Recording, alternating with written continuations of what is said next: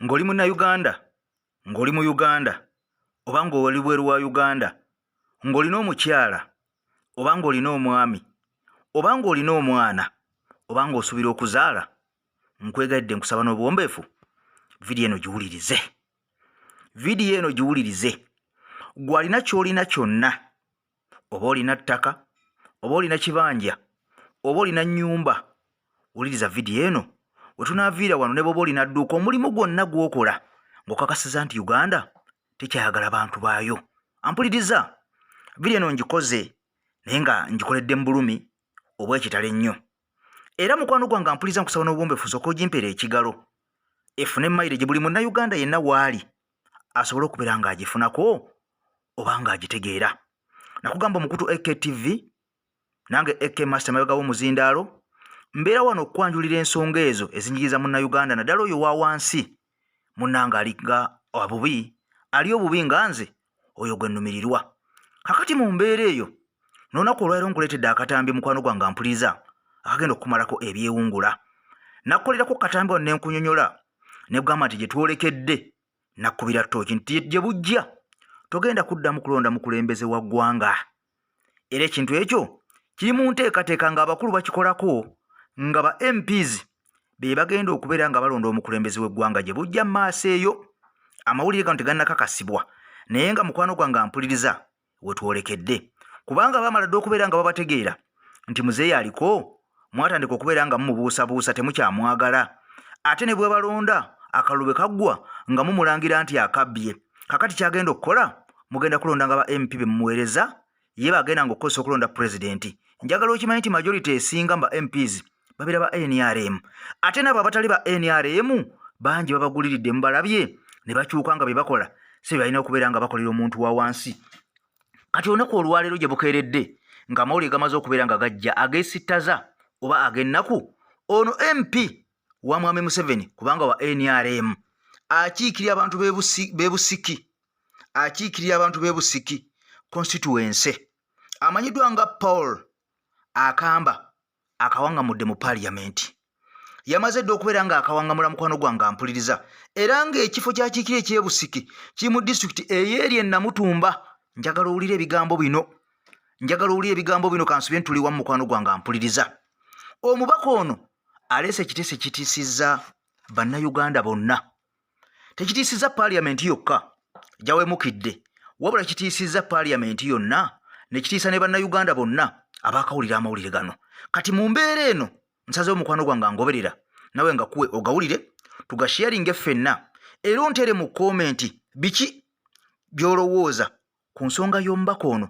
Era ekyokubiri mbuuze, omubaka ono gwe bw'oba omulaba olowooza okuleeta ekiteeso kino mu parliament oba okuleeta biiru eno, tekinnafuuka kiteeso naye biiru, olowooza alya mmere ki?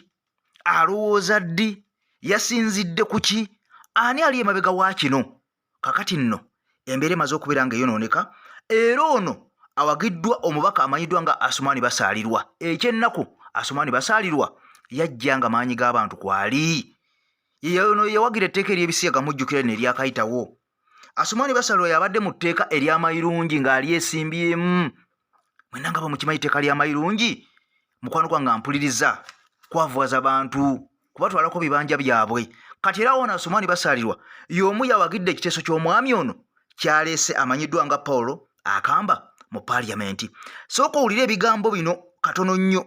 Jjukira nakugambye nti mwami Museveni ku diversion gy'atulinako oba diversion gye yakoze ey'okusindika abantu 7 mu ggwanga erya Amerika mu lukiiko lwa UN oba gire UN General Assembly, yasindisa abantu 7 bakiikirire Uganda. Naye ng'eno yonna yabadde diversion okubeera nga batujja ku nsonga eri ebaddewo enkulu gye baatandika bokka na bokka ey'okusosola mu Bannayuganda. Kati Bannayuganda baavaayo ne balabisa, era nga boolaba obutambi buyitiŋŋana. Akulira kino wa sayidi eri, akulira kino wa sayidi eri, akulira eno wa sayidi eri. Kati okuggyako abantu diversion kwe kukwata abantu bano bonna ne babasindika gye batalina mulamwa. Naye nga sinaba kubeera nga nkutuuseeyo, kanzuke nkulaga akatambi kano ogenda kakasa nti abasajja bano ebintu bye bakola byonna aga Katonda mu ggulu babikola bagenderedde, era nga babimanyi, era nga bategeera bulungi nnyo tewabeerawo nsobi kankuwa katambi kano bwe tukavaamu nkutwale mu nsonga ennene eri ewuniikiriza bannayuganda.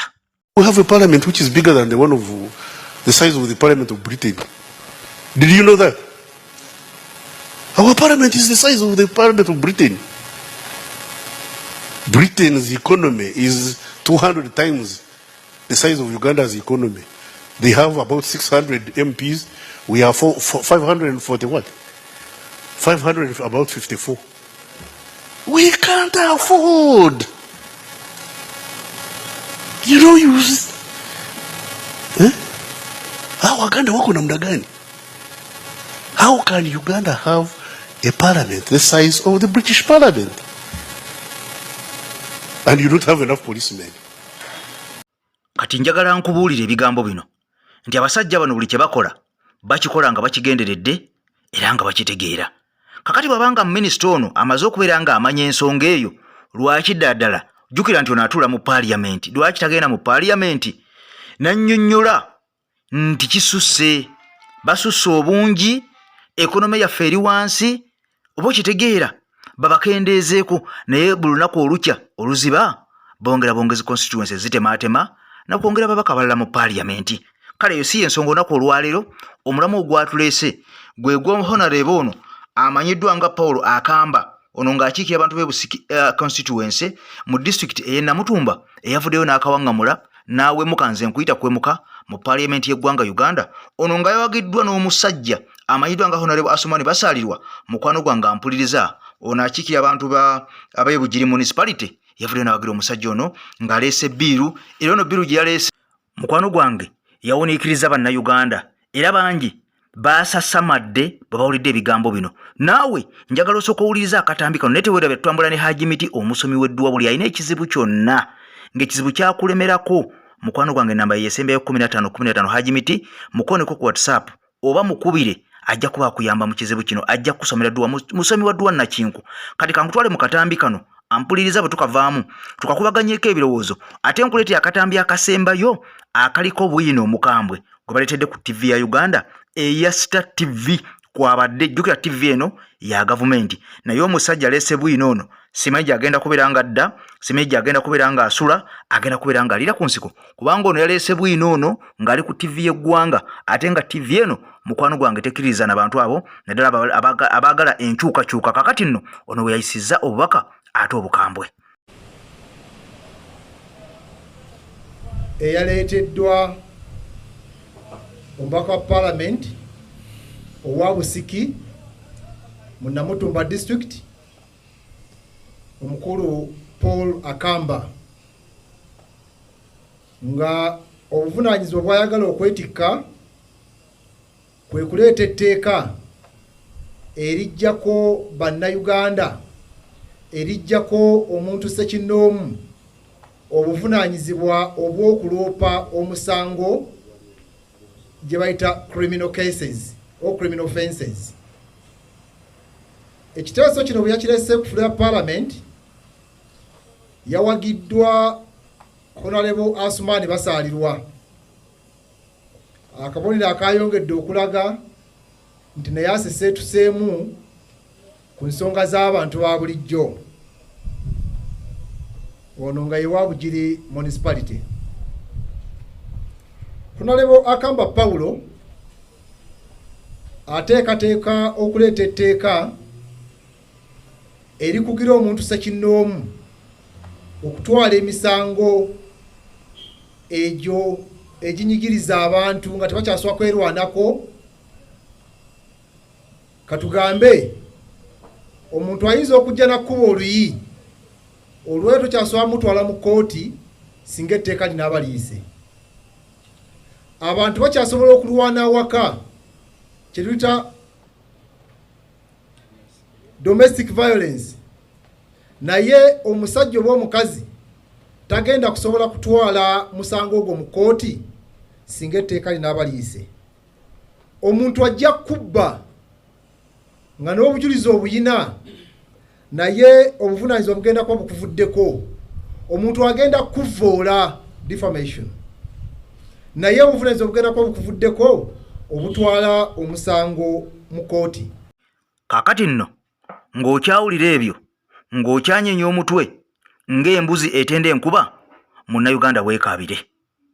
Kino kimaze okubeera nga kikakasibwa nti kigendererwa ki ekiri emabega w'okuleeta etteeka lino oba bbiiru eno okugifuula etteeka nga munnayuganda wenna tosobola kubeera ng'ogenda oggulewo omusango mu kkooti, ekkooti ekuwulirize. Kati empuliriza bulungi, njagala ompulirize bulungi nga nakati munnayuganda obadde weesitukira n'ogenda mu kkooti n'oloopa ng'omuntu akututteko oba kibanja kyo oba ttaka lyo, omusango ogwo ne gutawulirizibwa era oluusi ne gukakana nga guvungavungiziddwa nga baguvunzevunze nga bagukyanzekyanze ne bibeeraawo nga tebiggwa. Kati wulira, bannayuganda bameka abazzibwako emisango olunaku olumu nga balina okugenda okuggulawo emisango egyo baloope?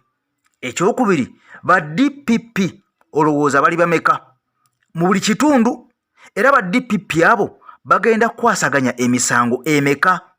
Kitegeeza buli DPP omu mu kitundu mwali ajja kubeera alina emisango 10,000 gy'alina okubeera ng'awoleza oba ng'ayanjulira ekkooti ku lw'abantu mmwe.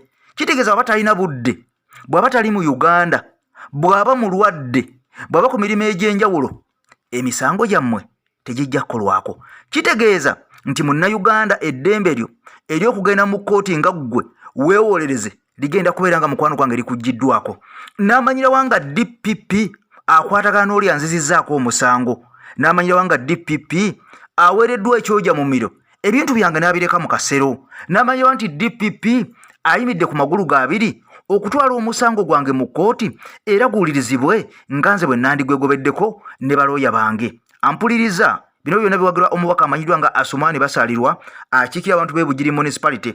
Ono kitegeeza yava dda ku mulamwa, yava dda ne ku mulamwa, kubanga ono y'omu ku baagidde etteeka erya mmira mu paaliyamenti. Jjukira omuntu bakusanga ng'olima mmira, ettaka lyo balikuggyako oba osasula akawumbi oba okusibwa amayisa ku bintu bisatu. Asumani Basalirwa y'omu ku bavuga etteeka lino. Kati mu mbeera y'emu ono akomeddewo mu katambi akalla nga wagira omusajja ono aleese etteeka lino bbiiru eno ey'okubeera nga munnayuganda toddamu kubeera nga wewabira omusango gwonna mu kkooti ng'omuntu. Kitalo nnyo, kitalo ddala, ng'okyali ku ebyo, ng'okyawulira ebyo. Nkugambe nyina akatambi akasembayo, ebitalina makulu tetubiwa makulu. Nkiddamu, ebitalina makulu tetubiwa makulu, naye oba oliawo sometimes twetaaga okubeera nga tubiwa amakulu. Ddala abakulembera ensi yaffe bagyagala oba tebagyagala? Ddala abakulembera ensi yaffe batulumirirwa oba tebatulumirirwa? Ebigambo bino byenjogera mbyogera n'amaziga gankulukuta ku mutima, kubanga ndi munnayuganda ayagala ensi yange. Nkusaba n'obwombe firi eno gimpeera ekigalo, ompyosa buswabinge ku mukutu gwaffe. Omuntu wa wansi wekka ayagala enkyukakyuka anyigirizibwa gwe nannyini mukutu guno, era nkwebaza nnyo okutambula naffe. Kankulekeremu akatambi kano mukwano gwange ampuliriza. Omuntu ono si wa nuupu, naye ebigambo byayogedde njagala obiwulirize, obiteekeko essira, era mu komenti gw'obyogerako ki? Omusajja ono abadde mutuufu oba tabadde mutuufu? Mukama Katonda bankumira takumira mpeera bampeera ebirungi ebikira obululu bw'eggongolo. I sign out for now. Peace. 90% of them ffe tugamba bava kalo kamu, kati abakiwakanya batulage gye bava, because kiri gye baluga nti si gye bava, ffe tugamba gye bava. Tugenda kubakulira ebitongole byonna biri ebitongole balisinze 98. Nze bye mmanyiko ebisaamusango bitandikirwako. Genda mu National Housing, genda mu UNRA, genda mu URA, genda mu National Drug Authority, genda almost every entities za government zonna abazogerera almost 90%. Ministry abazogerera 90%, because ojja kumenyera abatano abatali, but 90%. Ndowooza debate eyo tuyinza obutagigendamu because eriko obujulizi. Kyekakasa obulungi abatudde ku pano wano bakimanyi era nabo kibaluma, naye kubanga olw'ebiti byabwe tebayinza kinyurawo. Kyobala mwanyiraza agambye nti tubeere bannaggwanga. Honestly speaking, njagala tubeere bannayuganda, naye okubeera bannayuganda kyateekesaawo n'akakiiko kubayita Equal Opportunities Commission kulaba nti amawanga bonna amukaramojja afunamu kyenkanyi ng'ow'ekisolo, ng'ow'ebusoga, ng'ow'essebbeyi, ng'ow'West Nile. Tulina list ya cabinet, tulina ministry wano, ministry emu erimu abantu basatu, agikulira, amuddirira ne PS. Bava mu lukogu agikulira amumyuka ne PS oyagala njogere mumuluka gumu njogere mbyogere nawe ogimanyi mbyogere agikulira amyuka ne PS zikume mu ttooki zirowoozeeko